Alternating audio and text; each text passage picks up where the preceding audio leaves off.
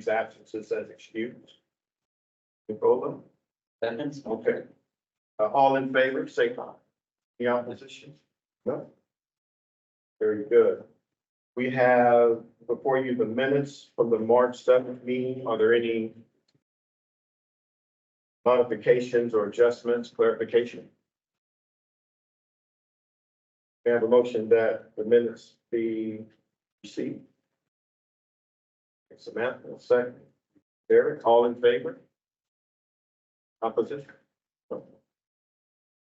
Before we get to the public comment, we welcome Ian and Melody to SMAC, the first SMAC meeting. Glad to have you as a part of this commission. And I'm wondering if you would just tell us a little bit about yourself, a couple of minutes. And Okay, well, I'm Melody Whitford, and I'm a resident of Raleigh. I've been here my whole life, so I'm a native, and I live off of Ray and Strickland Road, so in that neighborhood, and I am on the board of our neighborhood secretary treasurer, so I'm familiar with retention ponds. And I also work at South over in Cary as a manager over there. So that's about me. thank you, welcome. So for me, I grew up in Chapel Hill here in Raleigh. I live over off South King Charles, which is Southeast Raleigh, of course. And, my career has been primarily as an environmental consultant, about half in the private sector and half with the state. Started with the state doing 401 wetland stream permitting and was also oversight for stormwater. Ned Lucas was there back then, was some the people in the room know that. And then also working with buffers, that particular job. Then I was supervisor of the Basin Planning Branch and then retired from the state in 2021, went to work in the private sector. I'm back at the state in the state energy office, which is just a really cool job. So I'm thrilled to be there. I'm also thrilled to be part of this commission. So good to be here today. Sorry, I couldn't make it last month. Welcome, thank you. Do we have any sign up for public comment? Okay. We'll move on to the SMAC work plan. As has been the case for the past 3 meetings, you will notice that specific SMAC work plan details are spread throughout the agenda. That's to always keep the work plan before us, and we will dedicate, I think, the May and June meeting sometime to talk about the work plan moving forward. As far as planning commission, SMAC liaison comments, Nicola has been leading that effort. All of you received a letter addressed to the mayor and city council from the developer, from Noah Wagner, in response to the letter that SMAC sent last meeting. And we'll of course, we'll talk about this rezoning 340/2023. Just to clarify 2 points in the letter stated that our process was flawed. That is an incorrect statement.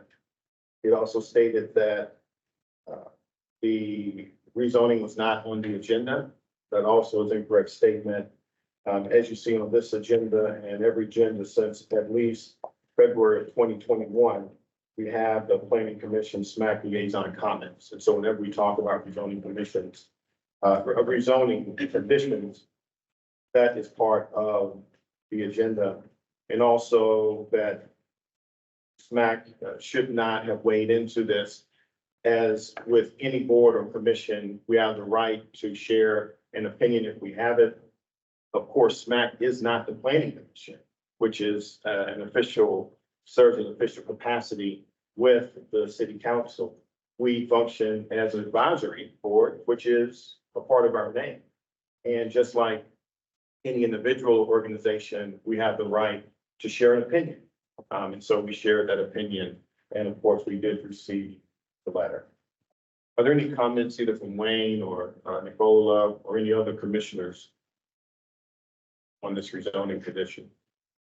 No, I appreciate you finding that, and after receiving the letter and everything, I appreciate the further discussion. I think kind of, as we've all kind of discussed, maybe offline, that it just kind of solidifies, future efforts to solidify a plan and a process for future work plan we'll be doing, but, as advisory, proud of the effort to at least, use that relationship with the planning commission to review the content and for the reason.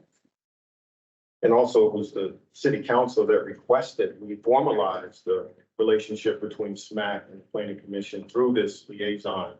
And that request came as early as December 2020, and we formalized that in February of 2021. So we really are doing what the council asked us to do.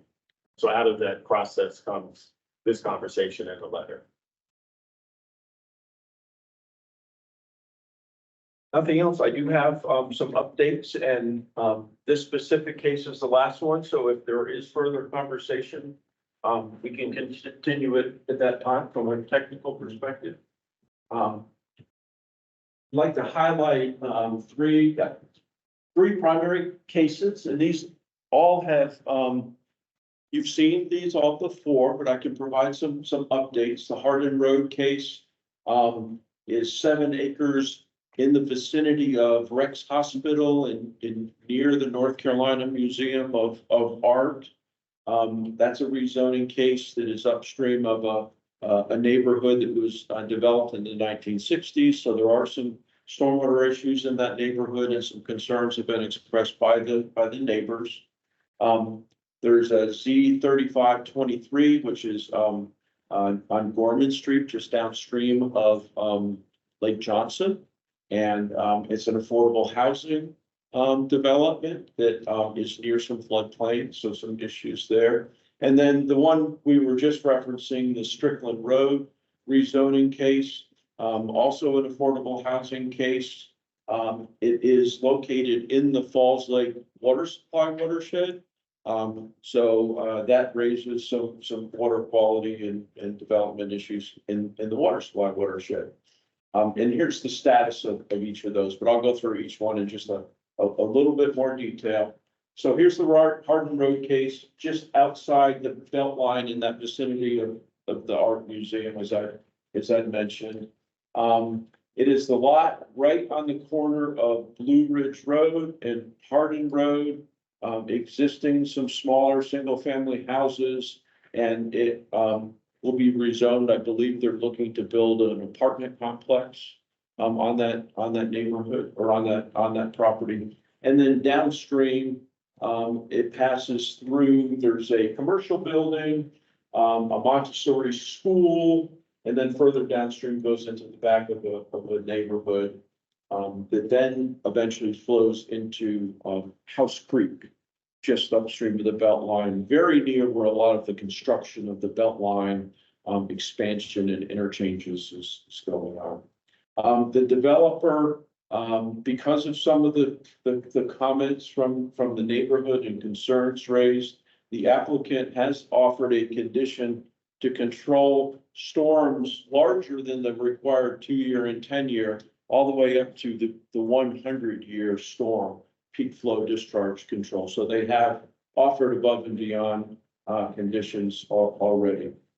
This case was discussed at the past council meeting this past Tuesday. Council did hold it open so that there could be further conditions proposed and discussions.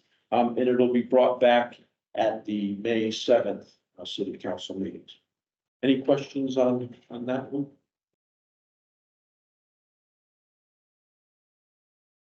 The Gorman Street case, C3523. This is also an affordable housing proposal. As you can see, this property is fairly long and narrow, skirts along Gorman Street and is adjacent to floodplain in many areas. And the developer has offered to have no build zones in this southern portion and tree conservation areas, which is a lot of the outside the floodplain, but still lower areas. And so that would restrict much of the development up here to this higher ground.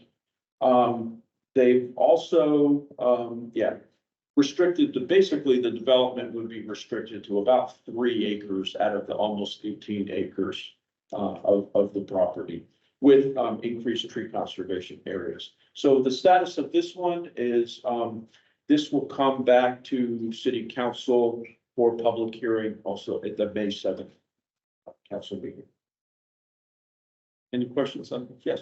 I do, about this one, just regarding the non-developable area. So I did see the conditions for this one and that there's the commitment to only developing on 3 acres. I was just trying to understand though why the condition for tree preservation was still only 20% if essentially most of the area wouldn't be developable. Yeah, so there is some difference between no build and floodplain restrictions and tree conservation, right? They're all slightly different. So for example, this area up here is floodplain, so they could not put fill and structures in that area, but they could potentially put parking lot or some amenities or use that for roads, okay? So there are some subtleties. The no build really is no build. The tree conservation is really tree conservation, right? But some of the other areas like the floodplain, there are some things that they can do in there. So you can't just add up all those numbers. There are some slight differences in terms of what can and can't be done. Did that, I mean, I can get into more specifics, reading the conditions if that would help with you later. I think that's helpful considering, you know, impacts potentially to lines, roads, stormwater features. Right. I understand. Yeah. Yes, I just have a question about the acronym P, sure. Sorry. Yes, please do. PEJ.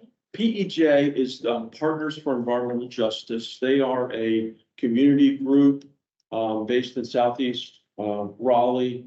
And they do weigh in on cases that have equity, environmental justice issues and affordable housing types of projects. So they're a well-known community group is why we thought it was worth noting. They wrote a letter expressing lack of support for this project. Okay, and their synopsis of the reason for that, or they just. They were concerned that this was affordable housing and that in their opinion, it was in too close a proximity to the floodplain area. So even though it's outside of the floodplain, they thought that it was too close a proximity. And there was also some expression, and PEJ, I think, mentioned this, but some of the other concerns raised, this is currently zoned as a conservation management area. Okay, so that's what they're trying to rezone it from. That CM is conservation management to an RX3, which would allow like 3-story apartments, I think is what they're proposing. So there's been some concern about this taking out of a conservation management area and allowing even some development, whereas under the current zoning, there would be no development. Is the affordable housing subsidized by the city or is it just, what's the restriction for it to be Sometimes it is, but it does not always have to be subsidized, but there are often federal subsidy programs that they can get some money from with certain conditions and restrictions.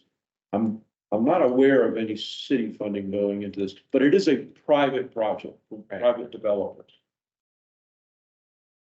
Yes, sir. Sorry, to follow up, the PEJ letter, that's contained in the packet. I think it was at some point. I'm glad to get you a copy of it. Yeah, because that will be back in October, I think. Yeah, it's not in this No, one. it's not. It's not in this one, but yeah, so it would have been a previous one. My Sure. apologies. No problem. Glad to get you a copy of it. Yeah, I'd love to see that if you could. Yeah, okay, yeah.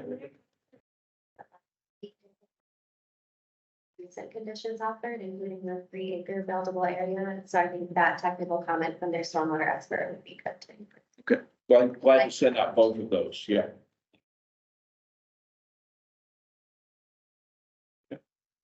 Good questions.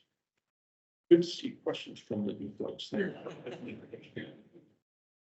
And so the third case that we're going to talk about today The Strickland Road case is, in the vicinity of Strickland Road and Leesville Road. And it is, as you can see right here, this blue line is the watershed boundary. So this is in the Falls Lake Water Supply watershed, which has additional land use restrictions because it is in the water supply watershed to help protect water quality. So this had been previously rezoned to R4, and the current rezoning proposal is then to take that to R10, which is basically residential 10 units per acre. It's the acronym. If you're not familiar with that. They are providing a number of conditions and summarized in the letter. It looks like they have at least are offering additional conditions over what has been previously proposed, some of which look like they were directly in response to some of the suggestions that this commission had made. This case is on the Growth and Natural Resources Committee, so that's a city council committee. They will sometimes defer or refer rezoning cases to a council committee for further discussion, depending on the type of discussion. Growth and Natural Resources because of the water quality and stormwater related concerns and issues for this specific case. And Councilmember Harrison, who is the chair of that committee, has requested that someone from this commission attend that meeting if possible, and be available for questions, content clarifications related to the letter that the commission did prepare and send to the planning commission. So that request has been on the table, and I guess I'll open it up for any questions or discussion at this point. And I believe, Yeah, I'll be put words, but I think you're available, Mr. Chair. I noted, as I was reviewing the attachments, that it backs right directly up to some residential, community there. Like houses back up to this. So I was just curious, what is the plan to prevent any, I guess, issues that impact the surrounding neighborhoods? Like, sometimes things that may be fine for that one area, but it'll impact downstream. So I just wanted to understand that a little better.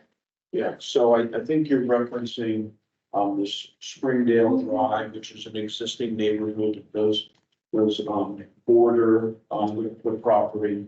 Now, there are our development ordinance does have some specific requirements already in place that they have to put in stormwater measures that would control peak flows for a 2-year storm and a 10-year storm. And they have increased the size of the storm that they would control in addition to the UDO requirements. I believe they've said, they had gone up to 25, but even in this most recent letter went up to a 50-year, I believe, storm. So that would be related to peak flow rates. So the whole idea there is after the development, the peak stormwater flows for those size storms would be less than or equal to the peak flows before development. Okay. And that's the idea of that is mitigating those development impacts to downstream properties. Okay. So, did that answer your I question? think so. So the things that they proposed would be to help prevent any impacts to other areas there outside of the development area. And then there were some additional measures. And again, I think these were in response to some of the suggestions the commission made for construction, mitigating construction impacts. There are normal sediment erosion control measures that they have to implement anyway. But then above and beyond that, they are saying they would write conditions to adopt double sill fencing, which is an above measure, and then compliance with the state design standards. And this is the reference 15 NCHC 4B 0124, that is a reference to a part of the state code that, requires additional erosion and sediment control measures in designated sensitive waterways like trout streams and things like that. So, that is not a designation we have in Raleigh because we don't have those highly sensitive waterways, but they're offering to meet that standard. And that, again, I think was something that this commission suggested that they consider.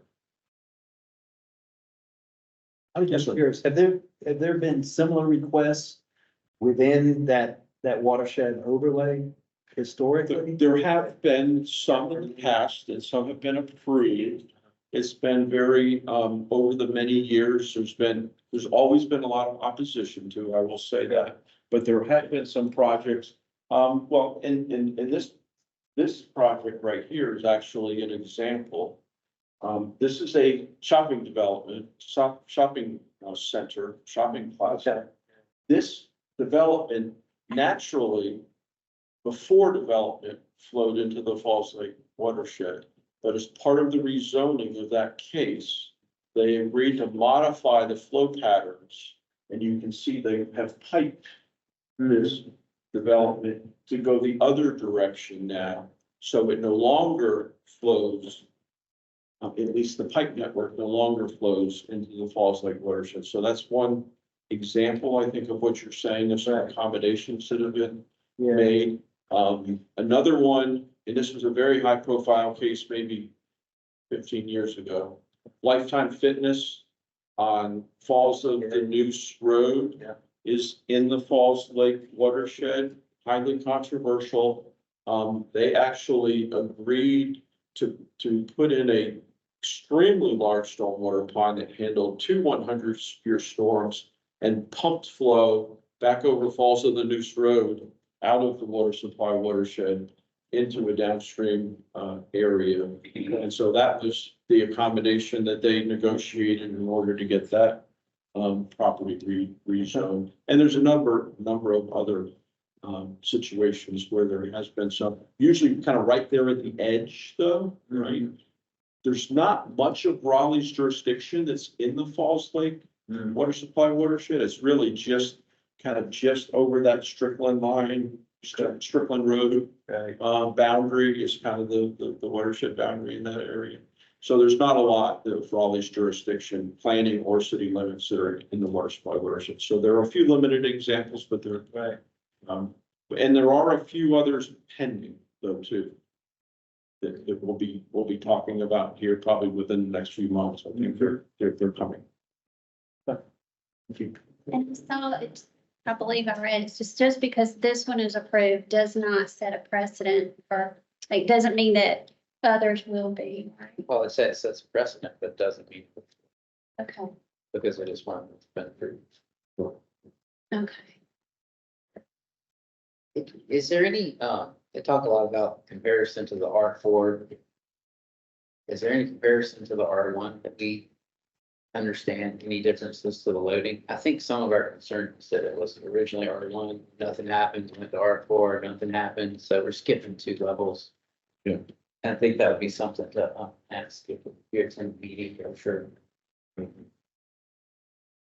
Yeah, so the way Raleigh's rules are written, there are impervious surface limits built upon area limits, which includes rooftops, roadways, et cetera, et cetera. And so those different rezoning jurisdictions do have different impervious limits. I believe R1 is 12%. R4, I believe, can go up to 30%.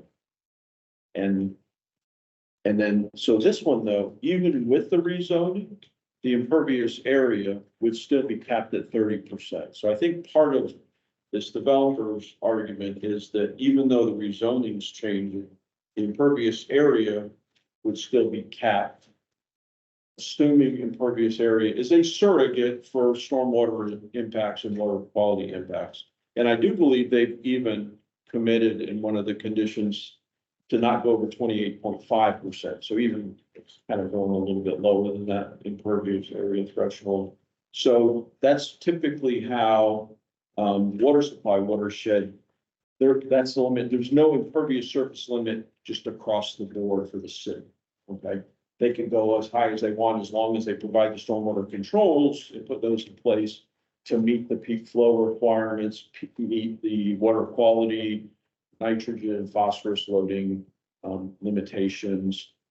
There's not impervious surface limits, but in the water supply watersheds, there are. So that's probably the main difference. Once you get into the water supply watershed, did that?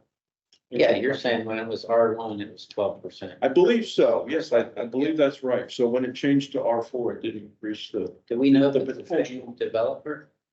I'm sorry, say that again. Is it the same group applying for the second rezoning of the property? I don't know. Yeah. I don't recall when that was originally done. Yeah, 2021, it says, which is not too long ago. Yeah. I don't know. I could look that up, but I don't know.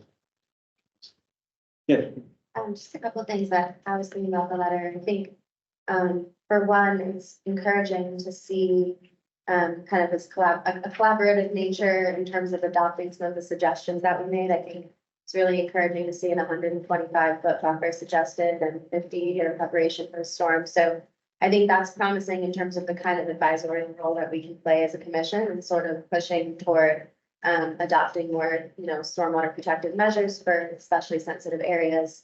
I think one of the things that was interesting to me is the wetland piece that did not show up on our previous map. And I think that I appreciate that southern wetland was added.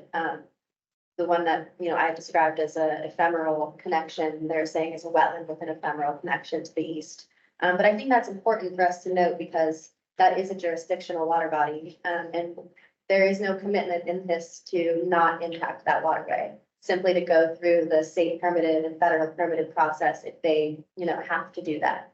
That's also where a road would be, according to the current design, there's a road that would impact that wetland. So just, flagging that from a water quality and a flooding perspective, wetlands play a very important role in, water quality and also flood prevention. And that is a feature that did not show up on our previous maps and now it does, which is good, but there's no commitment in here to not impact that water feature. I was gonna say, just as a follow-up, unless I missed it, when I was reviewing some of the materials, it looked as though the consultant had identified the features on the property, but they had not been verified by the state, by the court. Is that correct? that's my understanding too, sure, yes. Do we usually get that verification? That will usually not occur until the development site plan review process, but we would require as part of that process to have those verifications. Okay. But there, it doesn't appear to be the same developer. That case was Z71-2021. Thank you, Phil. I was gonna ask just a comment. Dave mentioned that the analysis that was performed, I believe by the outside engineering, they determined that the fact that it was multifamily versus single family residence, actually it would be better to go with this plan versus putting individual homes in this area. I just didn't know what, in your experience, that meant, if anything. Is that just something that they're suggesting may be true, or is there weird to know? I think what they may have meant, and this is again, it's my interpretation, was the fact that if it were R4, they could go to 30% imperviousness, right? But they are committing to go less than that. So it's not necessarily that apartments are better, but they're saying the impervious surface limits that they're offering would be better than the existing impervious surface limits of 30%. I believe that's what they were trying to say. So it really all has to do with the limit that they're suggesting. I believe that's what they were saying. That was my interpretation of it. think one important piece of that is that if someone were to come forward with, if this were not to move forward, and there was an R4 proposal in the future that was by right, there's nothing stopping that developer from committing to less impervious, aside from maybe not the, requirement to move the council for rezoning approval, but, any developer can come forward with better than the UDO baseline if they want to do that.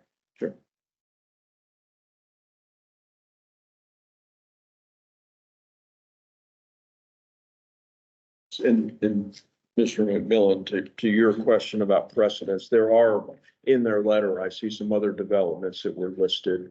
They mentioned the two that I did, I believe, but there's a few others. There's a Bailey Road Elementary, Magellan Charter School, Primrose School and so forth. So there are some other developments that are in that Falls Lake watershed. Up higher, or the higher impervious surface. All of those still would be subject to the same UDO restrictions in terms of impervious surface and stormwater treatment. And if they go over 24% impervious, the city's requirements are green stormwater infrastructure with infiltration is required for the entire site. Anything over 24%. Okay. So that's an existing restriction within the city's unified development ordinance, just for clarification too. So that doesn't have to be a condition in this case. That would be something that would have to be done. Okay.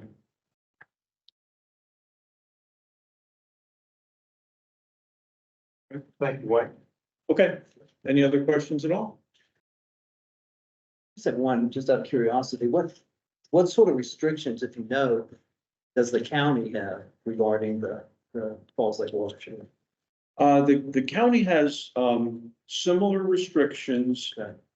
The exception there is that the county typically, they don't have water and sewer service to be provided. Now, there are neighborhoods in the county that have private water and sewer service potentially, but the state Falls Lake and watershed, water supply watershed requirements in general, the impervious surface limits differ depending on whether there is a water and sewer provider there or if it's well and septic. Okay, so the Wake counties, because they don't have water and sewer service themselves, that would be the primary difference would be the impervious surface limits for the rural nature of those areas.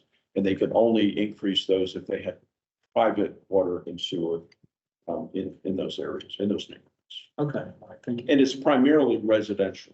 Okay, there are very few, if you're familiar with Falls Lake water supply watershed, there's very little commercial up there. Sure. And the only commercial that's up there pretty much is what was commercial before the water supply watershed rules were put in place by the state. Okay. So an example, because I could look in that area, along at the intersection of Creedmoor Road and 98, there's a Harris Teeter development in the Bojangles. That used to be a big supply, hardware, construction, landscaping materials facility up there because it was previously an established commercial use. Okay. They could redevelop it as a commercial use. Okay. Yeah. But those are really pretty much the only types of commercial uses that are up in the water supply watershed. Okay, right, thanks. Okay, thank you all very much. Appreciate it. Thank you, Wayne.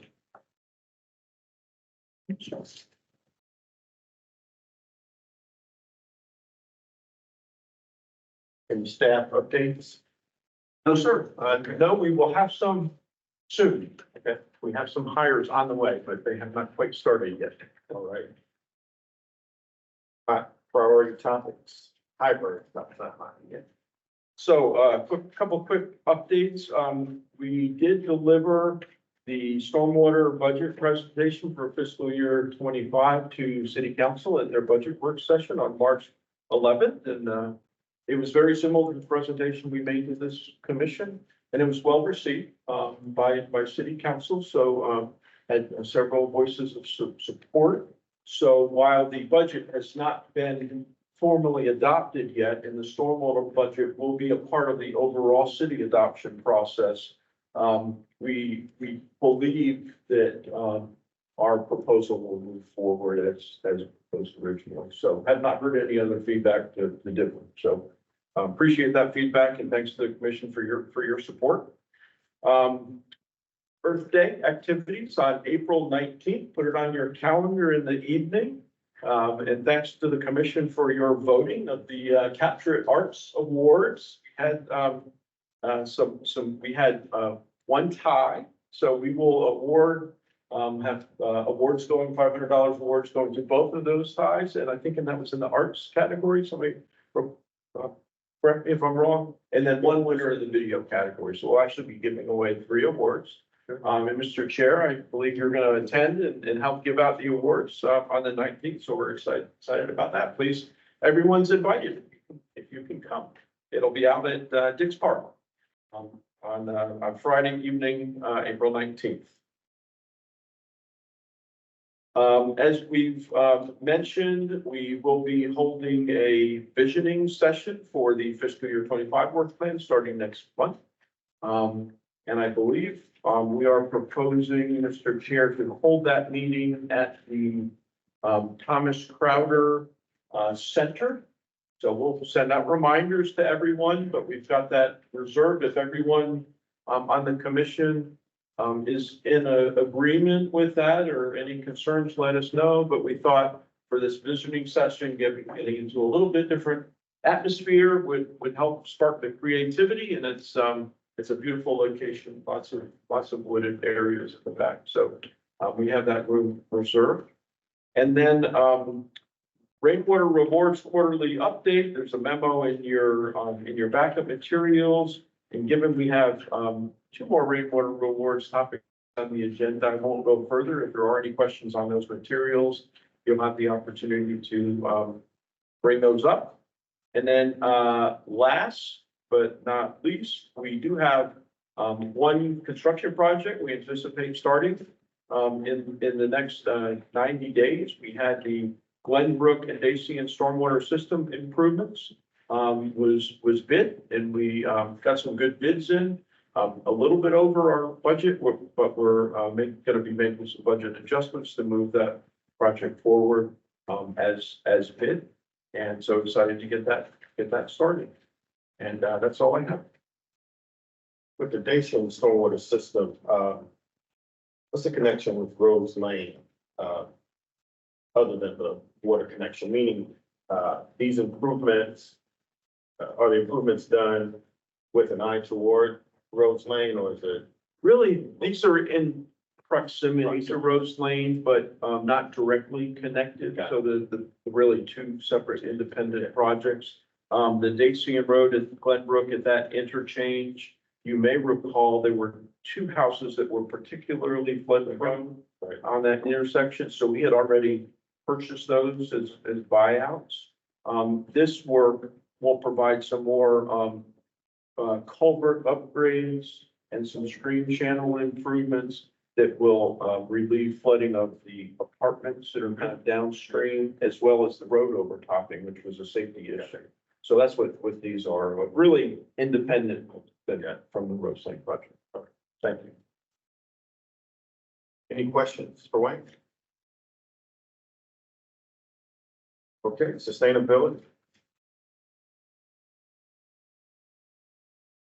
Good afternoon. Thanks for having us. My name is Kenzie Winslow. I'm with the City of Raleigh's Office of Sustainability. Thank you. And we're gonna be presenting a resource that we have made that we want all of you to be aware of. Like I said, I'm Kenzie. My colleague Jason is in the back. He can help answer questions as things come up. But yeah, this is we call our Sustainable Business Toolkit.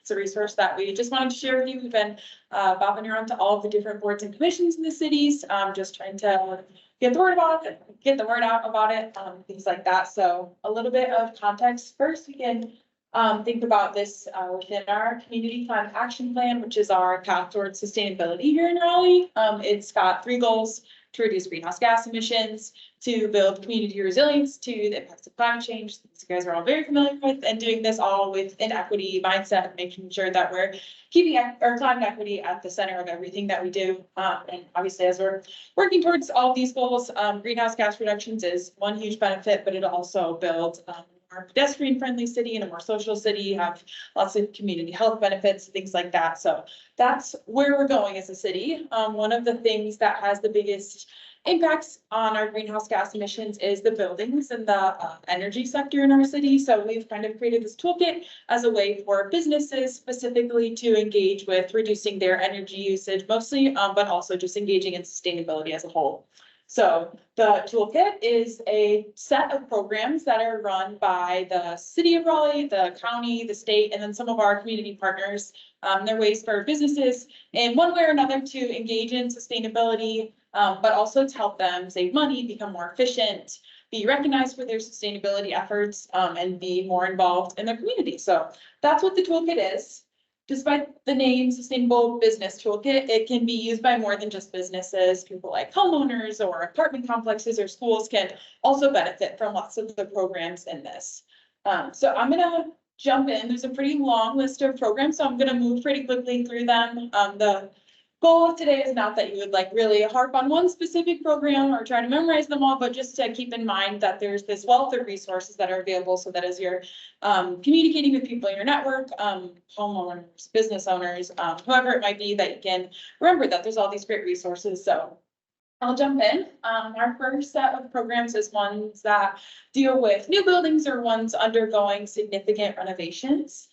The first program here is the Building Update Grant, which is hosted by the Small Business Department in the city of Raleigh. It offers funding for businesses who want to redo some of their interior spaces to make them more customer friendly or energy efficient. So it can fund up to 50% of project costs for things like energy efficiency improvements like HVAC, kitchen upgrades, rethinking spaces, all of those kind of things.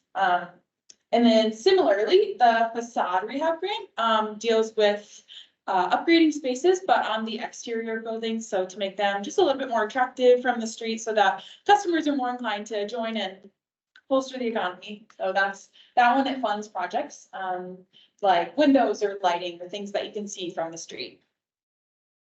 Green Raleigh Review, you guys might be familiar with. It's a way for new site plans that have GSI integrated in them to undergo a expedited review process. So just encouraging including GSI in their plans. Next set of programs is ones that deal with commuting and transportation options. We, spoiler alert, just finished our newest greenhouse gas inventory for the community, and transportation is now the largest sector of emissions. And so this is something that we really want to target and make sure that businesses are engaging with ways to reduce greenhouse gas emissions via transportation. So the first program is a way for businesses to help their employees think about ways that they can be commuting more sustainably to work. So a Commute Smart consultant would come out to a business and help them identify ways specific to their business that their employees could leverage options like transit or carpooling or taking more bicycle or pedestrian friendly options on their way to work.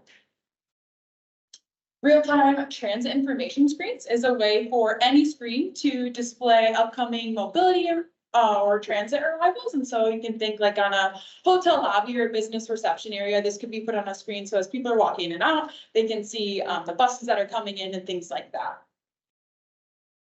The EV Ready Playbook is a guide that has everything you could ever need to know about permitting and siting and installing electric vehicle chargers. It was developed in partnership with Advanced Energy. It is a way to make the process that can sometimes be complicated a little bit simpler of installing electric vehicle chargers at a business or a home.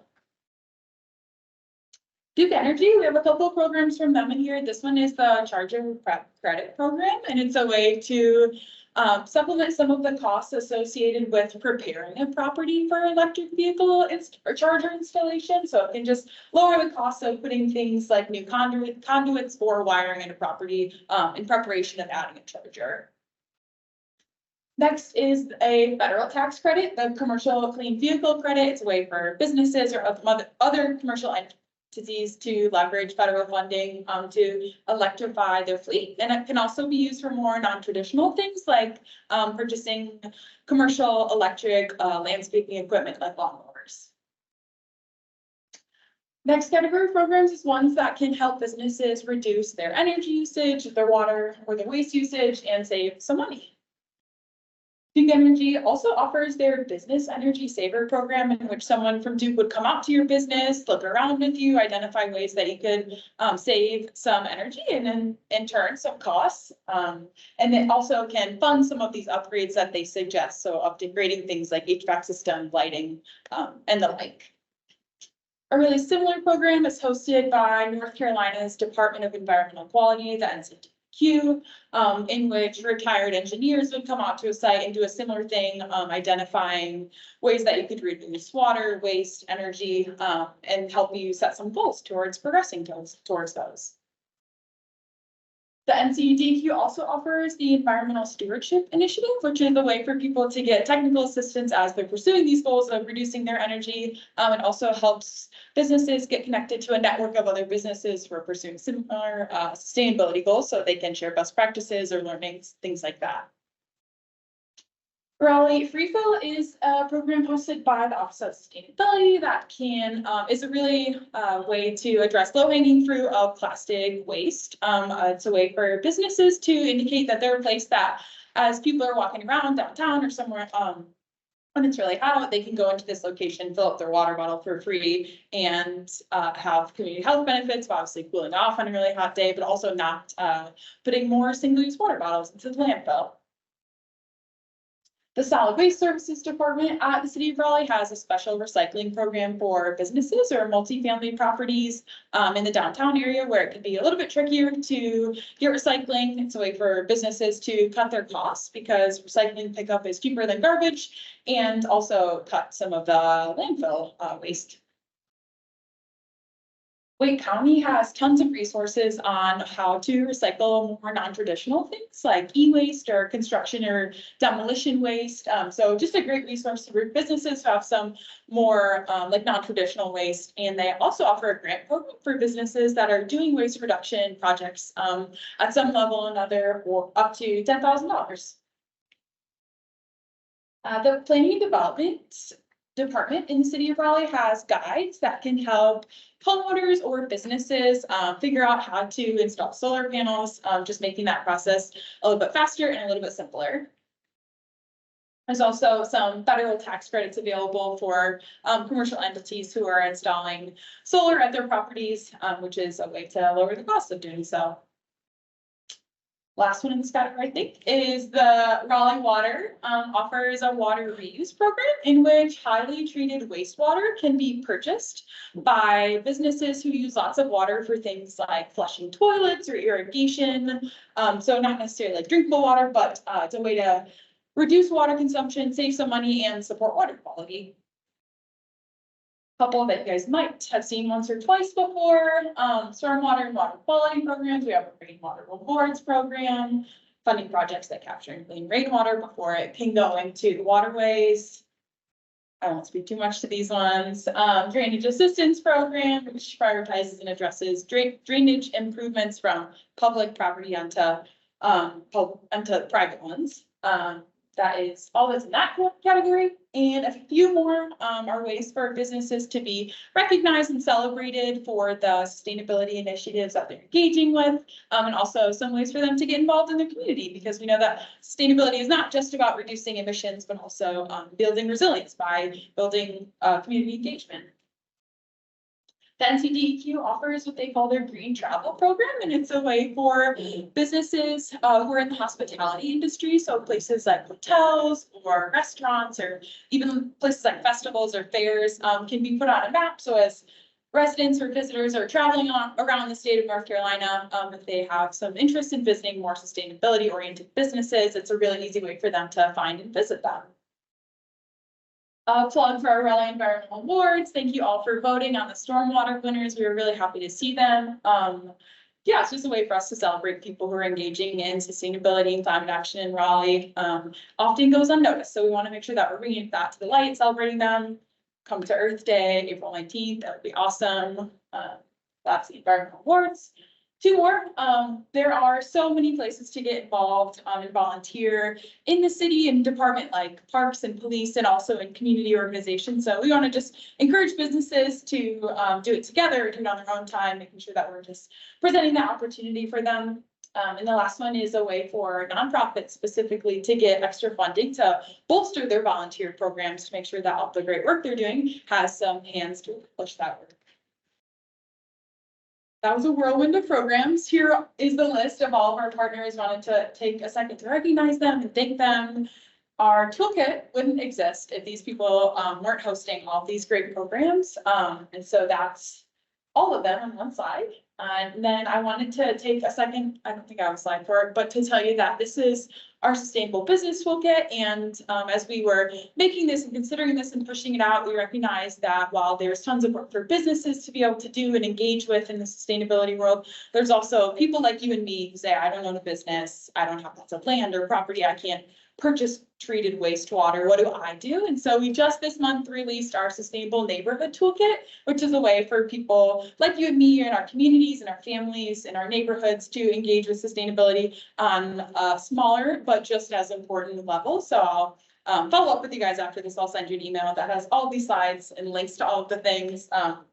If you're curious, you can look at it on your phone now with this QR code, but I'll also make sure I send it in an email to you, and I'll send our sustainable neighborhood toolkit as well. So that's our sustainable business toolkit, and a preview of our neighborhood toolkit. I would love to answer any questions that you have, receive any thoughts that you have. Jason can also help me if there's one that I don't know that we can tag team it. So thank you for your attention. Thank you. Yeah. Any questions? Like that as you guys liked it? I do have a question. Yeah. So I'm on the website and I see the toolkit. What is the outreach to businesses or nonprofits? Do businesses come to the city and request this? The sustainability office have a marketing or engagement plan? Yeah, great question. This is a new resource that we've developed in the last year or so. So we're definitely still working on our engagement plan. We take it with us when we go and table at different locations. And we're also working on developing and reaching out to potential like business alliances like the Downtown Raleigh Alliance or connections like that. So we're in communication with a lot of those people and trying to figure out exactly what we said, how to reach them directly. So yes, thank you for your question. Yeah. And would you maybe take a quick moment and describe the climate action? What's it, the Climate Corps Fellow Program that's sponsoring you too? I think that Merritt's mentioned. Yeah, for sure. So I work every day in the city of Raleigh's Office of Sustainability, but my employer of record, I suppose, is called Strategic Energy Innovations. They're a nonprofit who works on climate action and workforce development. They're based out of California, and they place fellows for mostly a year at a time in places all over the U.S. in roles in local government and the public sector, but also in places like Duke Energy or in local schools or in industry. So they, give people like me, I just finished school last year, lots of opportunities to engage with climate action in a way that couldn't always necessarily do right out of school. So that's me in the program that I'm a part of. So grateful for that program and as well the city of Raleigh. Anything else? Lovely. Thank you so much for your time and your attention. Thank you. All right, rainwater rewards for 3.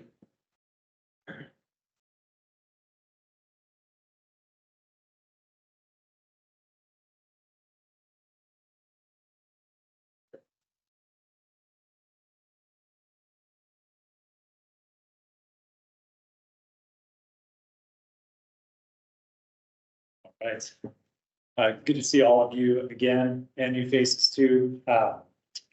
Just to start off quickly, were there any questions on the quarterly report that received? Right. I'd be happy to go with a brief intro for some of the new members on the Rainwater Rewards program.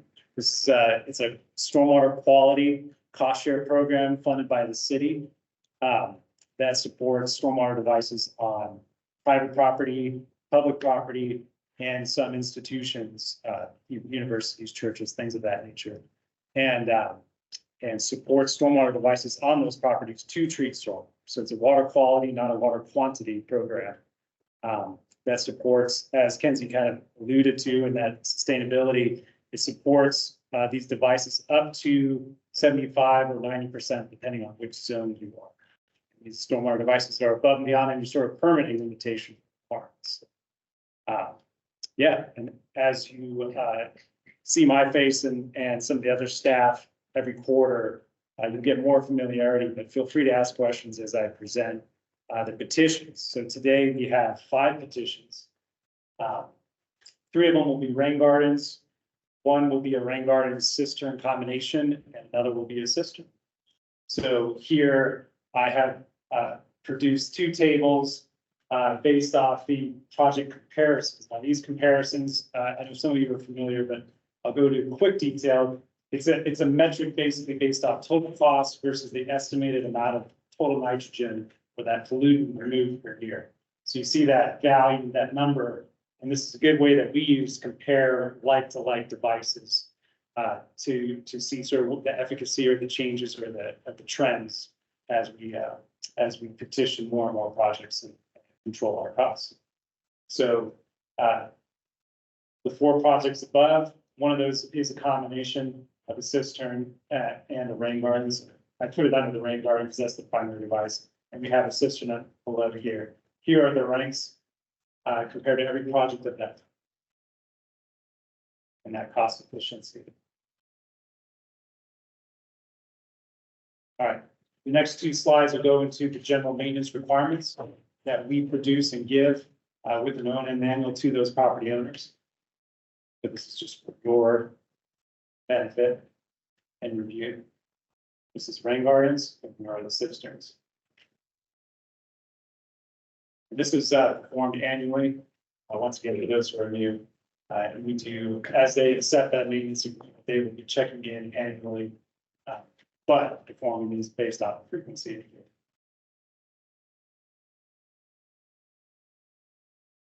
All right, first petition is 9445 Bells Valley Drive, located in the northwest in Sycamore Creek. Sycamore Creek is a 75% zone. And this petition is 157 square foot.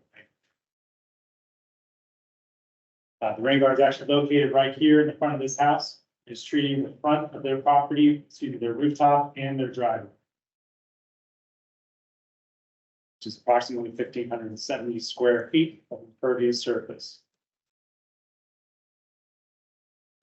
This is the general location of where it will be located. I know these photos are a little small, I apologize. But that top left is the driveway transition, which is indicated here as it will flow into that rain garden. Then they'll tie the downspouts to the front of that house.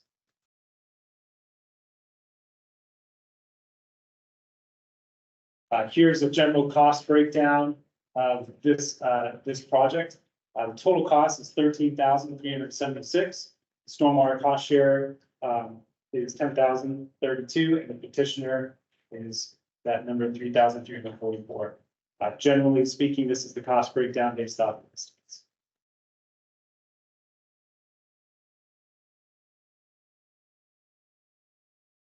This is that removal table. Total nitrogen estimated is 0.27 pounds per year. This is that metric number that I indicated initially. And this is that metric number based off the life of the maintenance agreement, which is 10 years. So you can see that divided by 10 calculation. So 0.27 pounds per year, total nitrogen removal rate is estimated. Is there any questions with Bells Valley Drive? So we'll do these individually. It looks like with these 5, it's $54,000. Yeah, roughly. We have 60,000. We have May, June, so we're done as far as R3. Not necessarily. Yeah, Not necessarily. yeah. So I can get into a little detail. Yeah, but you're correct. We have about roughly 60,927. After, if all of these projects are approved, we'll have about $7,000 left. There is some residuals based off other costs, roughly around 6,000 to 7,000. Our plan is to use those for the smaller staff level. Okay. And then in the next SMAC presentation, which I think is gonna happen in June, not July. Okay, We will approve those projects and then budgeting or fiscal analysis or fiscal approval will occur in the new fiscal year 25 in July. okay, And that will infuse another $500,000 into this program. So okay, as far as the program goes, we should be good as far as funding any sort of smaller projects that are staff level approved. And then come the next review time, when I see you again, we'll just sort of slow roll a little bit that process until the new fiscal year. got it. So we don't anticipate any issues. Fine. So it worked out really well as far as the budget goes, for this last round. Perfect plan. But yeah, as far as details, if you have more questions, I'd be happy to get into the deep, weeds with it, but it's a good question. And that's a significant increase. We're at 300,000. It was 250,000 plus any sort of residual that had rolled over. Got it. But didn't we didn't transfer some additional funds this past year, didn't we? Justin? Yes, sir. So we did go to city council and transfer $100,000 transfer over to help supplement the rest of this year. And at present, we spent $471,000 if all are approved today. That's not presumptuous of me. It was just, we're to say best case scenario, would be for the fiscal year, $471,000. Expenditures for it. Also mentioned at the last meeting, there was the approval of the climate action plan funding for to continue the subsidy program. I believe that was 75,000, Stephen? Yes, I believe it was, yeah. Okay. Yeah. Very I good. know we had asked for a certain amount, but 75,000 was approved. Any other questions? For next year, yeah, next year, right, 25. Any questions on this project? Yeah, as far as 9445, any questions as far as approval? All right, they have a motion to approve. Question. Barry, second. Okay, Samantha, all in favor? No opposition. Okay, Thank you. next. Next one, 2109 Prescott Place, Phase 2. So this was actually approved in I believe it was in January. There was a rain garden that was approved in January, excuse me. And they are coming back to this program for an additional rain garden to treat the additional pervious surface from their house. And just a kind of a forewarning, the cost is very effective for this particular proposal because they still have not built the original rain garden. They're going to use the same contractor and use those cost savings to produce and build both of those rain gardens. So the last round that was approved and this additional rain garden, if approved. So Prescott Place Excuse me, that's what Sir Hertzberg. Are you saying that the first rain garden has not been? is not constructed yet, but it has been approved. Okay. So by SNAP. Can you remind me again the date? You said it was last approved. You know, and I apologize. I believe it was in the January SMAC. So I think it was the last one. That's in 2024. Yeah. This year. I didn't know if there's like a click through. Thank you. Yeah, and typically per our policy, we'll give them a year to construct that after. So this is located in Perry Creek, because it's a TMDL watershed, it's in the 90% reimbursement or cost share zone. The new rain garden is a 400 square foot rain garden. A large footprint, but the ponded depth is a little shorter than our typical rain gardens, which is why it's wider. I kind of broke down the two original drainage areas and the new drainage area in yellow and the two locations of those rain gardens. So this is the original area approved for the pre-approved rain garden, and this yellow is the new one or proposed. It's a 400 square foot rain garden to treat 3,000 square feet of impervious surface. This is approximately where the location of the rain garden will be, kind of this lower depression area. The top left is where the originally approved rain garden is located. And these photos, generally speaking, will show the rooftop on where it will be piped to that unit.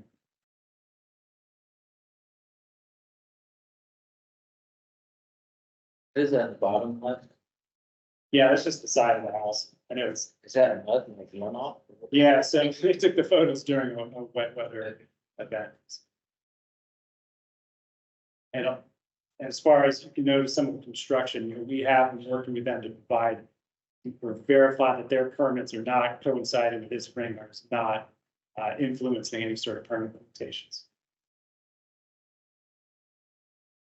So as you can see, that cost is generally low compared to normal projects that are petitioned. So the total cost is $4,550.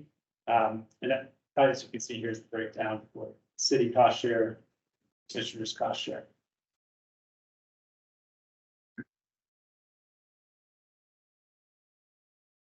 That number is, you know, compared to other projects, it's extremely low because of that cost savings. But the total nitrogen that's estimated to be removed is 0.51 pounds.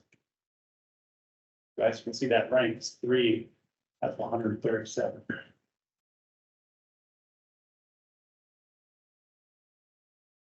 Any questions with phase 2 for Prescott, please? So I went back, we approved this December 7th, 2023. Thank you. The first time around, it was 500 square foot rain garden to treat 2,000 square feet. That's correct. I think it's like This 10,000. is 400 to treat 3,000 square feet. Yeah, So it's an additional, just cascading, help me out. yeah. So no, it's two different separate rain gardens. The funny size as compared to that impervious surface is because of the ponding depth. So that first one only had a 4-inch ponding depth, so broader footprint, where this one has an 8-inch ponding depth. So larger impervious surface treatment area environment, I think is 1,000 square feet, but you know, reduced footprint. You said the first one's bigger than the second? Yeah, as far as footprint goes. Yeah, I know, my, it's generally, yeah. Now, we made sure that none of this right away or anything was impacted too. So that's a lot of impervious on that lot. Yeah, it's a big home. Have we done this before? Yes, We have. yeah, as far Okay. as, sorry, I'm supposing your question. What was your question?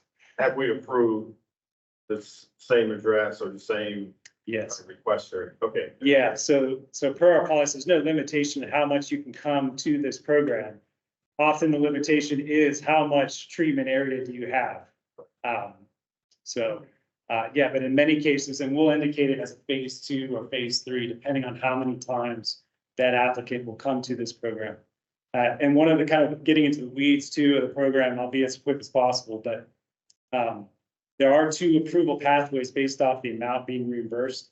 If it's below 5,000, it's typically a staff. And as you notice, this one was below 5,000. But because that applicant has been coming to this program within 2 years, we combine those 2 costs and consider that as far as what approval pathway it goes through. So because the original project was 10,000 something, and then this project is 4,000, you know, that combined aggregate, this is why you're approving. So it's another sort of a quality assurance approval coverage that we have for people coming multiple times within the space, I think, of 2 years. But yeah, there's no limitation as far as coming to this program. It's just a matter of, is it feasible and it works with our goals?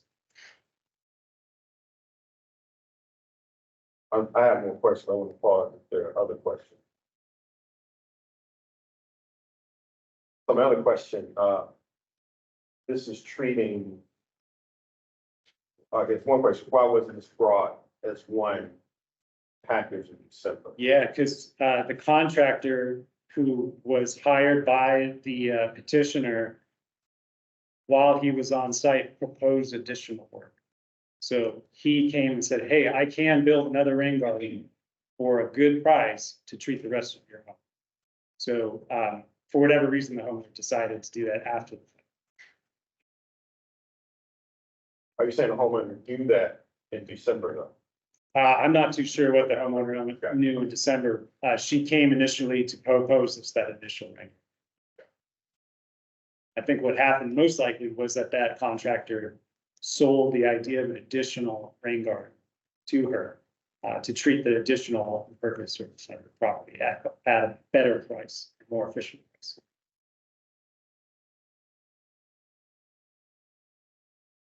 Are there other questions? May I have a motion to approve? There, second. Samantha, all in favor? No opposition? All right, next. Thank you. All right, the next one is 1004 Braxton Court, located in Bush and Branch to the west of downtown. This is in a 75% zone. This is a 172 square foot rain garden and a 500 gallon system. It's a combination project. I broke it down into 2 drainage areas for each device. On the north side is the rain garden. And on the southwest side is the drainage area to that smaller system. The total area being treated is 1,477 square feet per acre.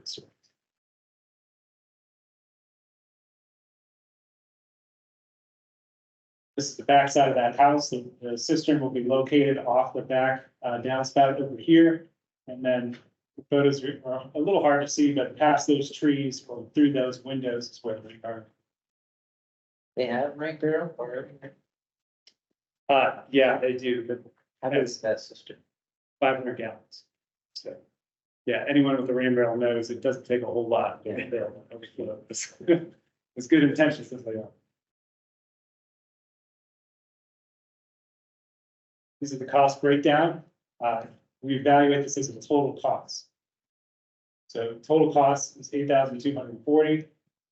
Stormwater and petitioner breakdown is to the right, or to the bottom of that, excuse me, and to the left, the 2 devices is broken out to meet the total cost.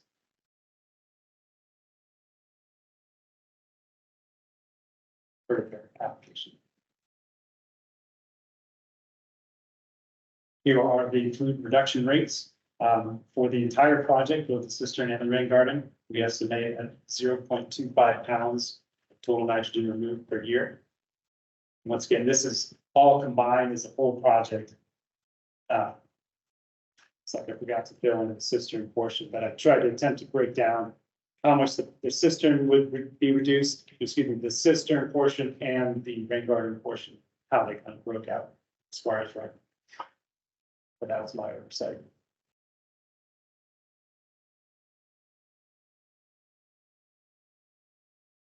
Overall, as a total project, though, it's very favorable.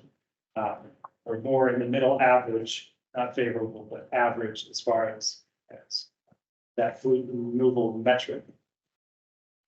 Any questions with 1004 Braxton Court?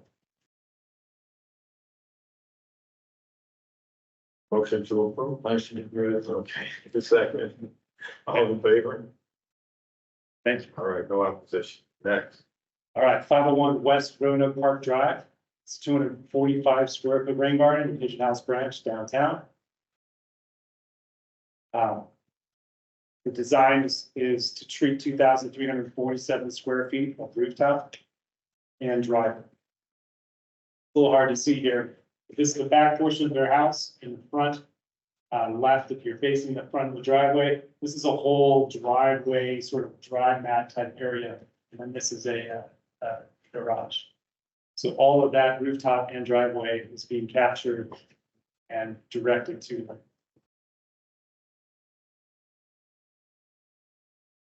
So as you can see, here's the front of the house. Here's that driveway area, and then past this vehicle, excuse me, as I get in the way, past this fence line, you can see that grassy area, which is pretty, rain garden. Actually, this is probably a better photo in general for everything.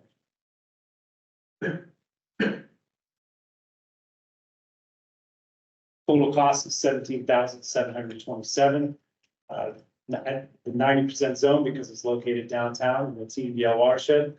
90% cost share for the city, and the cost breakdown is 2 1. Say this was. This is in Pigeon House Branch.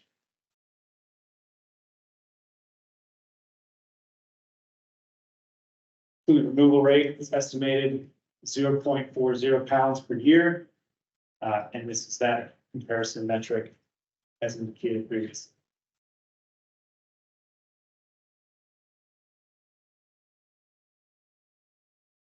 Any questions on 501 West Roanoke Park? Motion to approve. There you go. You do a second. Okay. All right, all in favor? I appreciate it. All right, I believe this is the last one. This is a cistern project, 1000 Brookside Drive. This is once again, Vision House branch at a 90%, up to 90% reimbursement.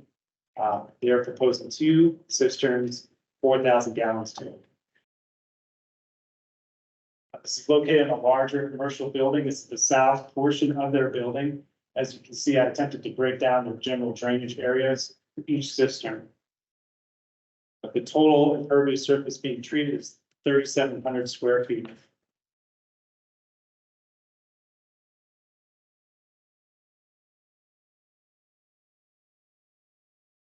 This is the location of cistern 2.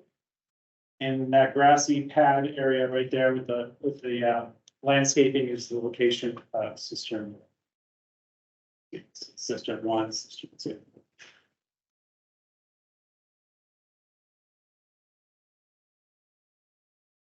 Total cost is estimated at $19,750 with the 90%, 10% breakdown. To the left is the cost breakdown. As you can see on the bottom signage, it is an eligible reimbursement. We are working with this firm to promote the Rainwater Rewards program. So we will be working with them to produce signage through the city to promote this. It's a very good relationship that we have.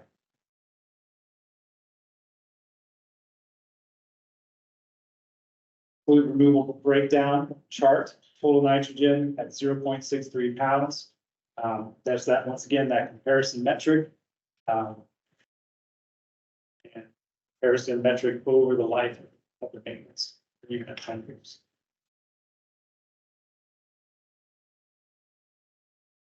Any questions on the website? This may be a wonky question, but I noticed that the TSS is much smaller for cisterns than for rain gardens. The reduction in TSS, is that just the product of the different Yeah, feature? that calculation is actually really based off the impervious surface. So it's all that simple method once again. So a lot of the newer models might take into more factors. So it's not about that, the cistern versus the rain garden, it's about the impervious treatment. Yeah. Okay. So I saw someone else with a question. Thank you. I was done. Yeah. Any other questions? All right. Motion to Can approve. we approve this? We can, Motion. All right. There's a second. All in favor? Very good. all right, that's my Thank you. backup for questions. Well, I appreciate your time. Thank you. Thanks.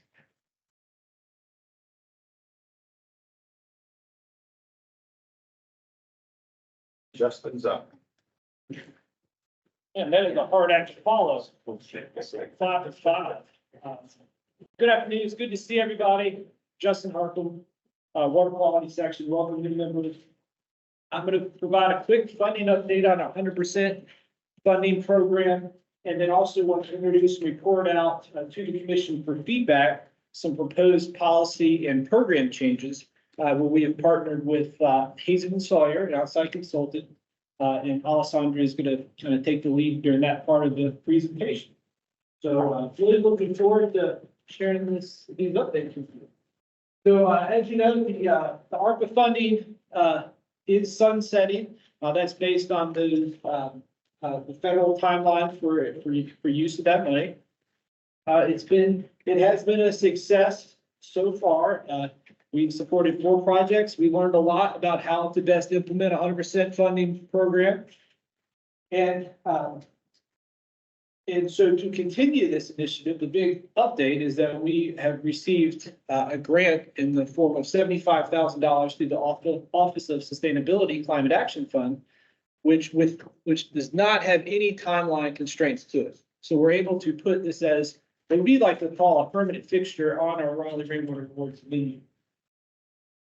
And the target of this funding is to target and to support projects with folks, partner with folks who may have historically not been able to participate in the program. So a couple key differences I wanted to point out is the 100% funding with ARPA covered the whole project cost. This $75,000 will only cover that applicant's traditional cost. So pretty much just cover that delta. And that will allow us to stretch this funding out a lot longer. I already mentioned the aggressive schedule is not in place, so we can have this and not say take our time with it, but we won't have that added pressure and onus on us. The other thing is with the ARPA funding going away, the requirement that it be limited to folks that were just disproportionately impacted by the COVID pandemic goes away. So we wanted to preserve what we felt really worked, which was the income threshold, the rental threshold, the nonprofit places of worship threshold. But we wanted to remove that map that was tied to that ARPA criteria because we were splitting up neighborhoods by census lines. And that was problematic as that data changed. Folks were in the zone in one month, out of the zone the next. And so moving forward with this permanent fixture, we would like to lean pretty heavily on the income, 80% AMI income, rent, and the nonprofit eligibility for projects under $30,000 to maximize this use as well. So I know I threw a lot out at you, and I know for those that are new to the commission might have some additional questions about our 100% program. But I'm more than happy to answer them and explain offline or answer any questions offline about it. So the current is 80% AMI. 80% AMI, correct. And then the rent threshold is based off the 80% AMI.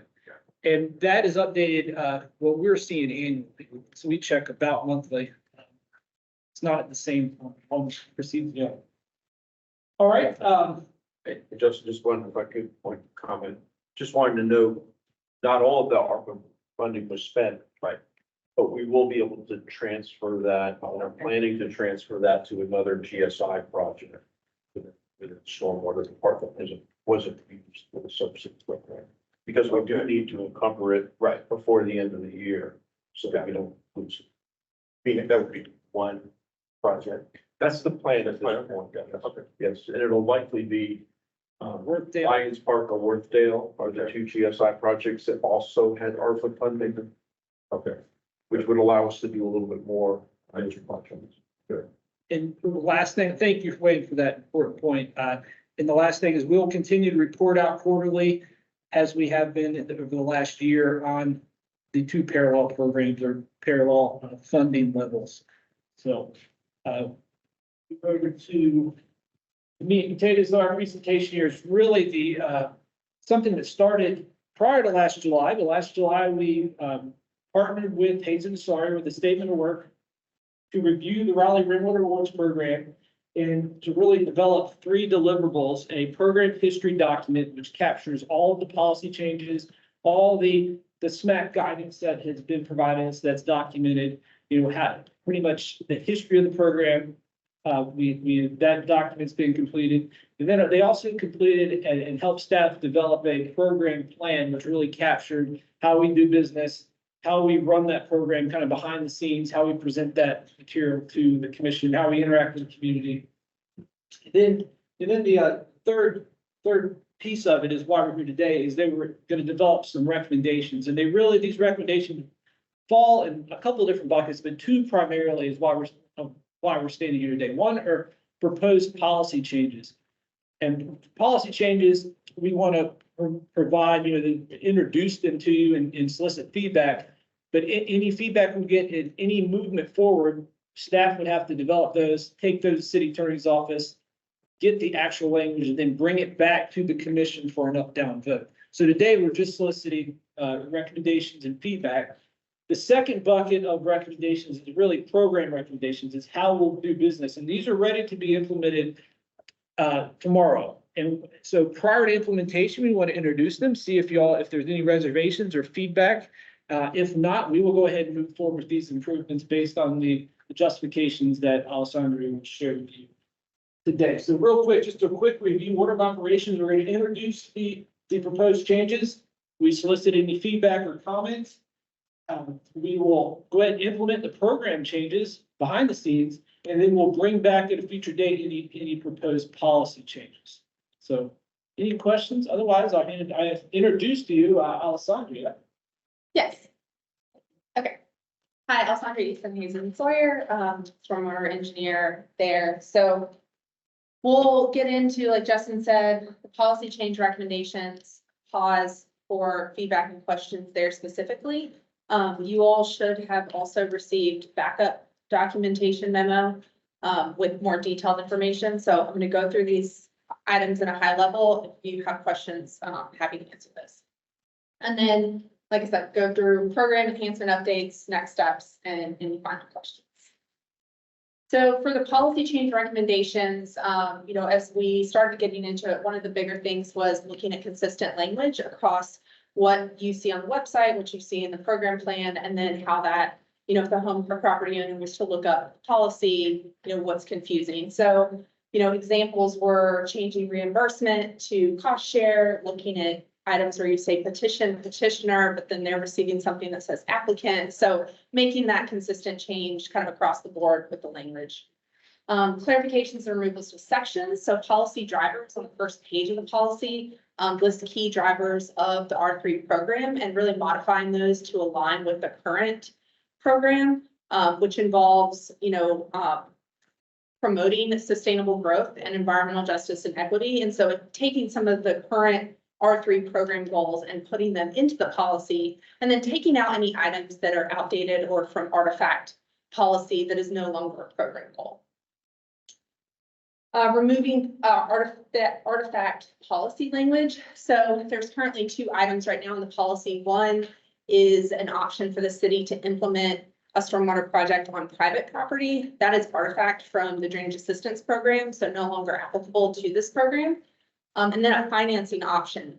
That is for a property owner to actually apply for a loan from the city to implement an R3 project. That funding mechanism has never been used, and it's not something that the city supports moving forward. And so going ahead and taking that out of the policy to reduce any confusion from a property owner seeing that. And then, a key thing is the review thresholds. So, Stephen just presented 5 projects to you all. Since 2018, the review threshold has been any projects over $5,000 have come to SMAC as the approval authority. And then, larger projects would then go to city council. We took a look at that and really looked at the current construction market conditions and how that's changed over the last 4 years. And, what we've seen is everything from 50% to even double, depending on the type of material. So, construction costs are really going up. Looking at that and also wanting to maintain SMAC approval efficiencies as this R3 program continues to grow. And so, our suggestion was to adjust that to $10,000. So the $10,000 threshold would bring SMAC approval authority back down to the original intent, which was more of a 60-40 split. As it stands right now, SMAC is having to approve 85% of the projects with city staff approval at 15%. So really bringing that percentage back down to the original intended split. And then for policy additions, suggested a glossary of terms. There's some items like acceptable cost or total maximum daily load that if a property owner was to look that up, how would they know what that means? And so providing in more plain language, different terms, something for the city to determine, what words go in there, but just having that glossary of terms there. The overall advantages, disadvantages of this, clarity for the applicants, streamlining reviews, making sure that, presenting to SMAC approval authority is not, bottlenecking anything, but also being efficient and mindful of the time that you all spend looking at projects and giving the approval authority, needed for projects, back to the city also. Streamlining, like I said, streamlining the reviews, consistency across the program practices and also across the policy, reducing the ambiguity. And then, for disadvantages, there may be case-by-case scenarios where things come up. You kind of saw that in Stephen's presentation of, a homeowner coming back and there's not really something necessarily in the policy for that. Think as a one-off, there's not going to be many scenarios where you're having to come to SMAC based on these changes, so it is a low risk. So that is all of the policy changes, again, details in the memo, but happy to answer questions about those. I have one question about geography. I know we moved location from the 100% to the proposed, and location is how we got here. The thought 18 months ago was when we looked at a map, certain part of Raleigh did not have as many R3 projects as other parts of Raleigh. And we're looking at historically underinvested communities. And my concern is if we take geography out, maybe not to the detail that we were in the code restriction, but if we take geography out, we lose the metric that got us to this 100% anyway. And so I just wonder if you could consider using geography maybe in its broadest sense, maybe from a historical standpoint. But I would hate to lose that because that was really the vehicle that got us into the 100% anyway. If I can pull it out, we might in a space we were before. I know we do have the income restrictions or requirement. I just looked at it as something to think about. And are you referring to the subsidy, the 100%? Okay, Yeah. yeah. So, and that is, to be clear, that is actually not part of this policy. Oh, okay. But that's something. But, and I actually have something that the city's actually working on. from a eligibility Maybe come back to that. Yeah. Yeah, and one of the things I kind of failed to mention at the beginning is there's potentially some of the recommendations on the program level would require policy changes. So that while Alessandra presented quick summary of the policy changes that are outright policy changes, there may be some that graduate from the program level to the policy change. A little disappointed there, but. Any other questions on policy changes? Yes. It's given the process, right? This is the first step already, with policy changes. If there's a comfort level, we will be proceeding. Any feedback, comfort or concerns about the threshold change to the staff level approval at 10,000? That's probably the most significant change I think that's being proposed here. Yeah, I think all of your reasoning makes sense. The construction costs go up, having that and keeping that historic ratio of that. I think it's not like a hesitancy on any of that, because all your logic makes sense. It's just not knowing enough to know when we're in the future where that puts us. This policy is gonna last a long time, Right. Is 10,000, and I don't know, I don't have a good answer, but is the 10,000 seems a little bit potentially arbitrary and just kind of keep that ratio. Is there something in there to say that like, we, what we're trying to accomplish potentially is keeping that ratio of approval at the same amount. So if things start going up, is this thing to like, this will be reviewed at a different time? I don't know what's I'm even getting at So here. part of our recommendations on the program side was for the R3 program to actually revisit costs, especially after a year of kind of, we're about to present kind of a different mechanism of calculating for the metric. Right. And so as they revisit these costs and reevaluate, take a look at where things make sense. We actually looked at all of the cost from 2018 to now. Right. And saw gaps of where the percentages jumped up in terms of SMAC approval authority. And so we actually evaluated originally at 15,000, and it seemed a little far off with the total number with all of the projects in mind. Right. And so, kind of an iterative process to work our way back. So that's actually how we got to the 10,000. Got it. Not to say that won't change in the future, but I don't think it's something where next year you're completely out of the window and then you're, smacks back to approving 85% or something.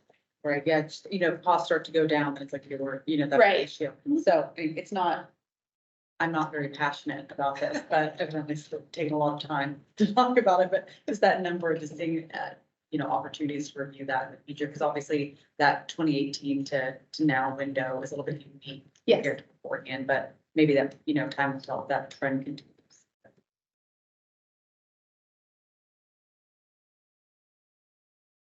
If you looked at like the threshold instead of just being cash, being the efficiency of the project itself, So I will talk about it in a little bit,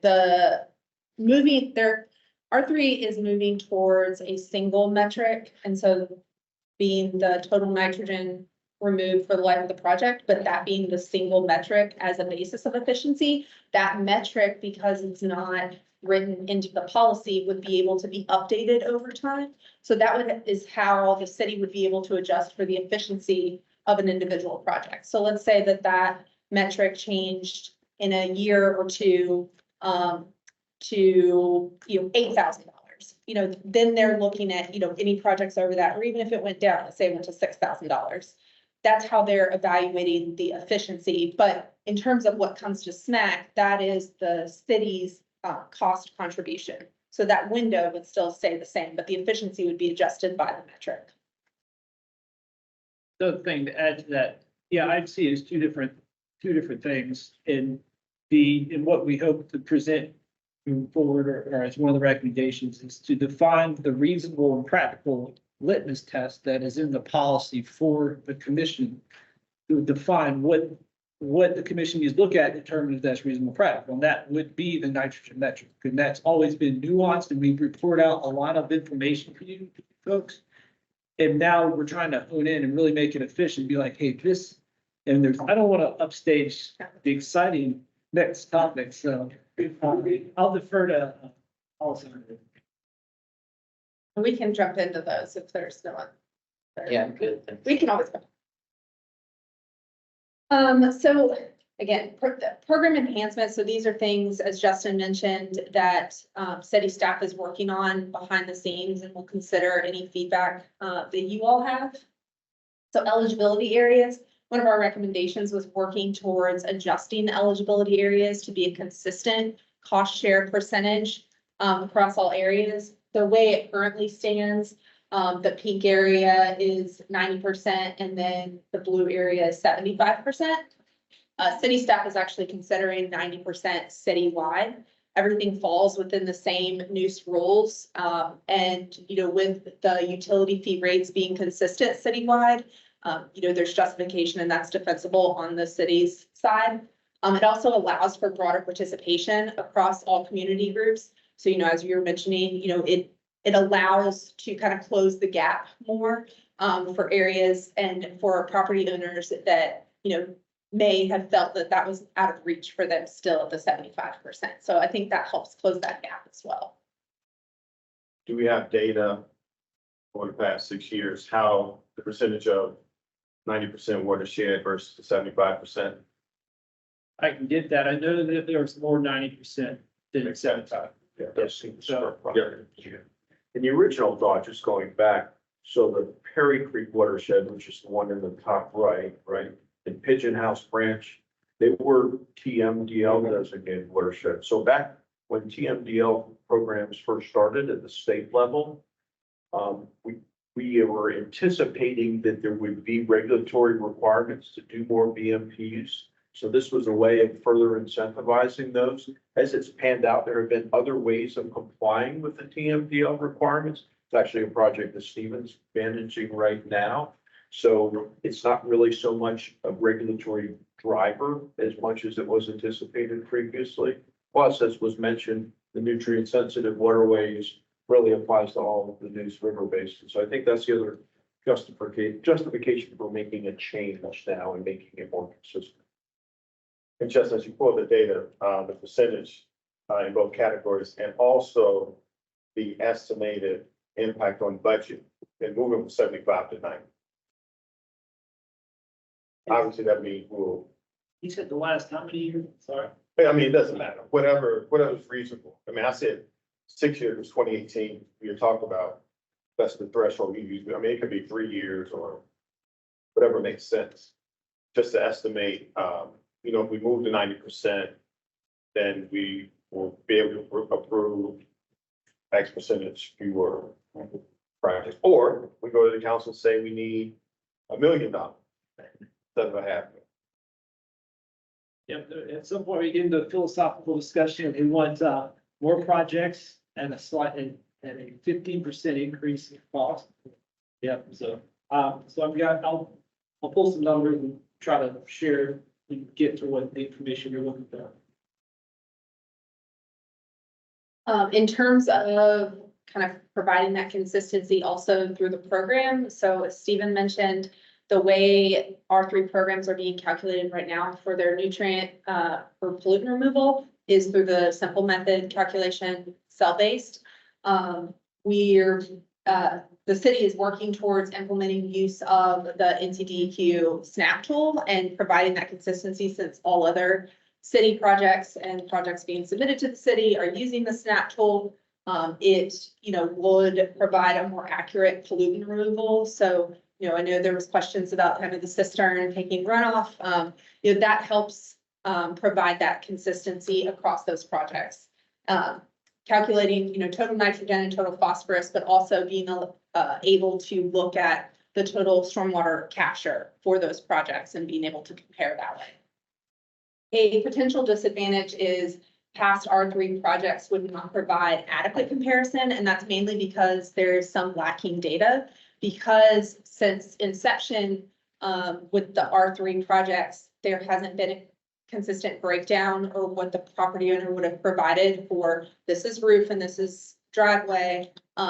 Going back to all those projects would be a little too challenging. So it's not something that we would recommend doing, but kind of having a line that says, after this date, SNAP tool was used for these projects. And then after a year, evaluating kind of, does this metric make sense still based on, our new calculation method?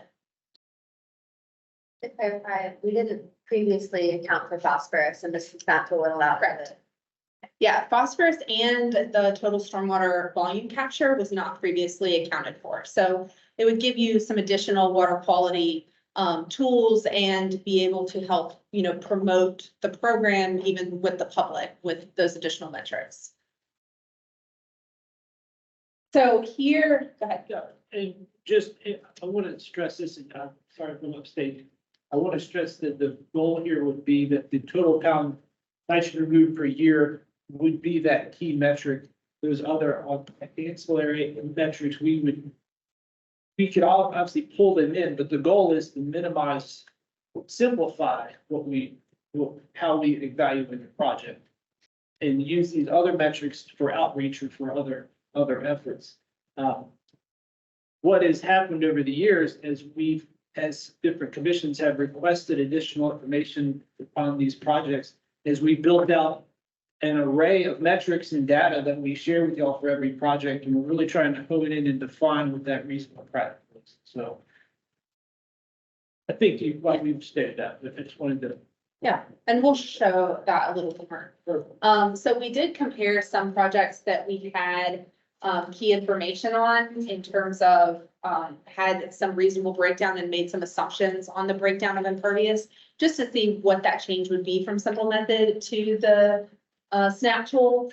And so, compared for specifically looking at total nitrogen, since that was a metric that we did have, you can see for the rain gardens, it either stayed, in a similar pounds per year or pounds removed, or it increased and so gave more benefit. However, for cisterns, permeable pavement, things that the sole drainage area was actually the roof, you can see the pounds of nitrogen did decrease, which makes sense because the way it's accounted for in the SNAP tool, you have less pollutant runoff to start with, so therefore you have less pollutant being removed. So it gives a more accurate representation of each individual project, which will also help with the efficiency standpoint, because not all projects would be created equal in terms of size and cost. As a kind of just general reminder of why we are moving towards the nitrogen as the sole program metric for R3. Excess nitrogen issues were causing issues in the Neuse estuary, resulting in fish kills and algal blooms. DEQ had a goal of removing the Neuse estuary from the impaired waters list.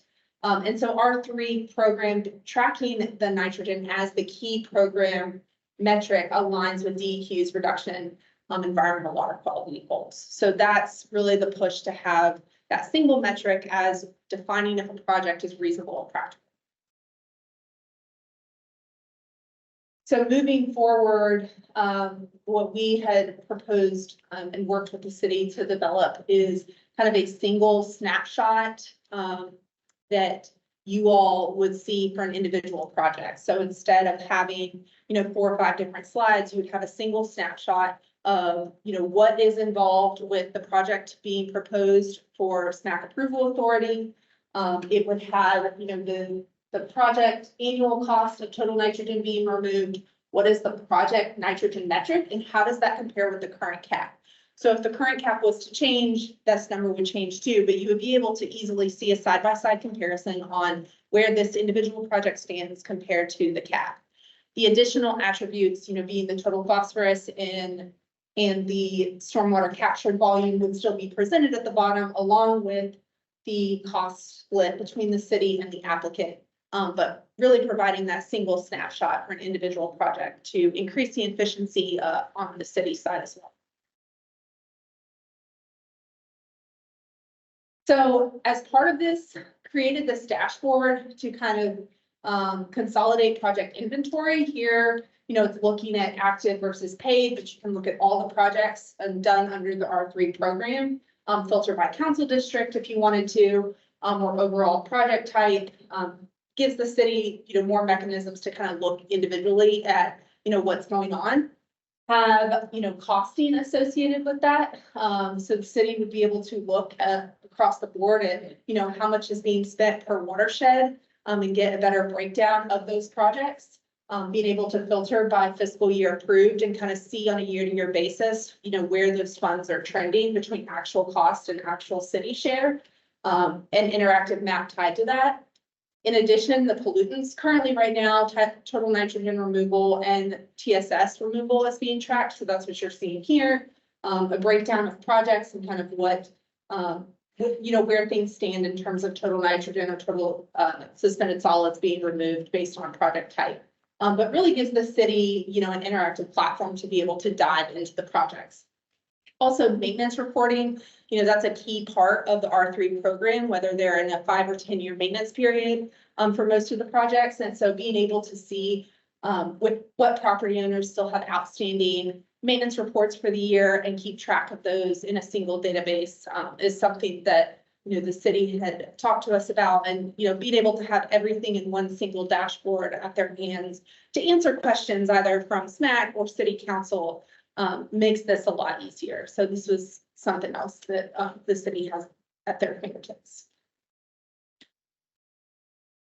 Automated workflow process. So moving towards automated application forms and maintenance forms.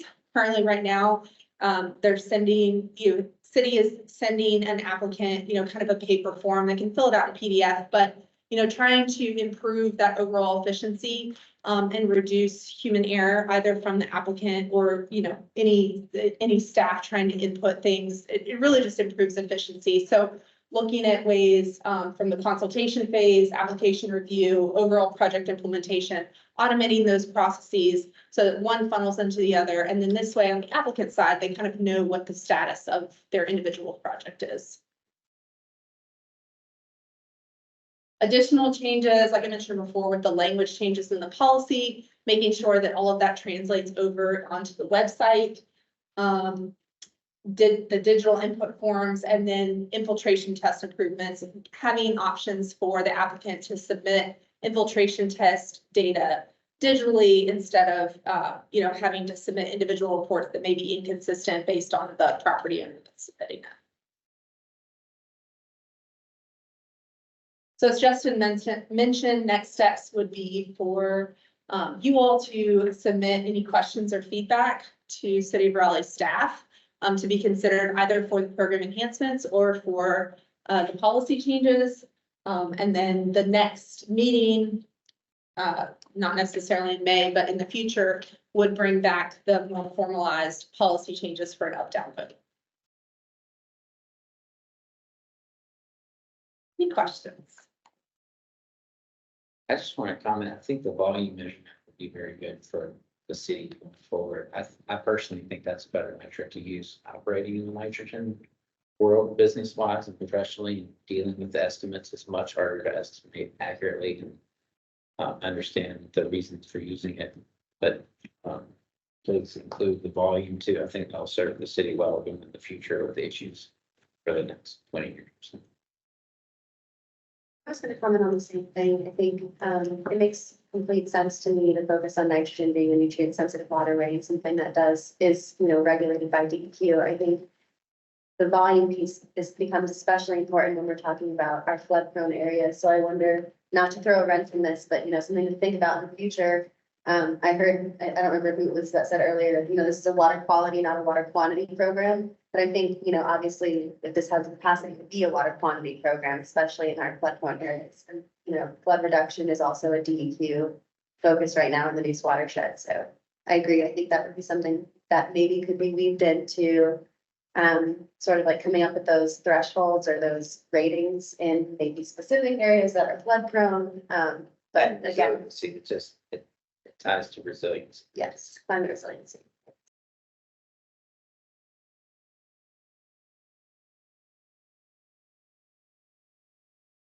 Any other questions?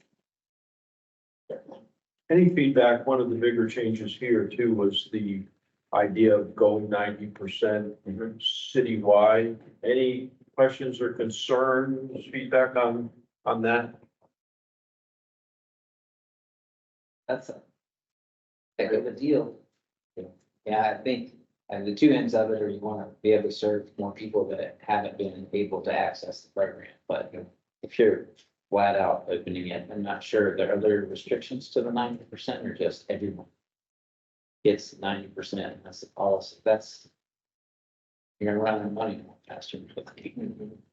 Yeah, I mean, it's interesting. So, I'm in Southeast Raleigh, which is 75%. We've done these. And when you look at 90%, which is downtown, just anecdotally, you can confirm, I feel like more businesses use it in the 90% watershed, particularly downtown, than resident. Is that fair? Fair, there's a few neighborhoods kind of Yeah. northeast, Pigeon House Branch, but I'd say it's a fair share. Yeah. So you have, profitable organizations benefiting from the city's funding, which is good. And at least Walnut Creek watershed where I am, it's 75%. And so, and then that's historically under an invested community anyway. So this takes care of that. And to your point, it's going to open it up. You're going to run out of money quicker. Which we just asked them. I think that feels like the critical piece is the question that you asked earlier about, how does this limit in terms of numbers, the amount of approvals that we can issue? And I think if it significantly limits that number, then, to me, I think it is important to look at, like you were saying, the geography and the, sub watershed specifics. But, if we can afford to open it up to everyone, that seems like the move. But if it means significantly limiting applications, then I would want to, rethink that. I think the other thing we've seen on SMAC, as far as, a lot of these, you understand the limits we have, and the only conversation we've had really about any of the homes or any of the ones that we've actually viewed really when it's at the upper end of trying to look at, homes that are like wealthier communities, the opposite end to having a cap to that. And that's really only when, not using at almost 5 o'clock on Thursday, I'm not having the best language here, but yeah, I think that's really when we've actually only had a conversation. Because typically when we look at these, it's kind of a faster approval, it makes sense, it checks the metrics. But I think the only thing we've kind of discussed is how to potentially, what those limits should be historically. So I think on the bottom end, that makes a lot of sense, but if there's any other metrics that you want to consider, is this the opportunity or is it further down the line to potentially look at that, to make sure there is enough funding later on for someone lower socioeconomic areas or Yeah, and I don't want to in there to take advantage of you come in and get some crazy quote to plant new plants in the rain garden, and you're basically paying for their skate right in their yard. Right. And I'm saying Yeah. that because like, if you tell me it's 90% you're gonna pay for it, I did it with Justin, he gives me the, I gotta send him a report every year, I think I'm in year 5. But I'm the kind of person to be like, hey, yeah, we can do, let's see what else I can put in here, which is good for the city, but I don't want people taking advantage of it. So just make sure you're protecting yourself if you bump it up to 90%, there are ways to catch. Yeah, I think the key piece there, though, is the nitrogen metric cap does rule people out or make them pay where they don't get the full 90% because their project is too expensive based on the types of plants that they've chosen or additional borders and that sort of thing. So that does make it where, there are a decent amount of projects historically that they have not gotten the full percentage, whether they were at 75 or 90 because of items that they chose through their contractor, and that's on them. The max the city will pay is whatever portion falls under that nitrogen cap. So that does help protect city funds. And then just reiterate back to that, trying to hone in on that metric, because that metric feeds into our cap. That is the basis for the cap. So if we agree that the metric is a nitrogen metric and the cap is a limit on that, then everything else is wrapped in under that. It protects not only staff, the city's interest, it gives a very clear picture to an applicant that they aren't going to be able to go sky's the limit on the project. They have to capture a lot of impervious if their cost goes up.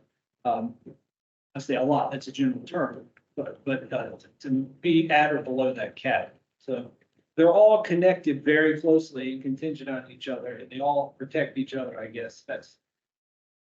So the vision is to try to hone in and make that nitrogen number more accurate using the SNAP tool, which will then better inform the commission when you all are able to review them and say, all right, this is a more accurate number, kind of to your point. This more accurately reflects how much is being removed, for that cost. So that's one thing we're excited about, is that we are taking less leaps of faith on the numbers we're sharing with you. They'll be more accurate, to your point out, the other points is taking into account. So I think we have all the same concerns, and hence why we initiated this project, is we really wanted to be more accurate with how we compare projects. So.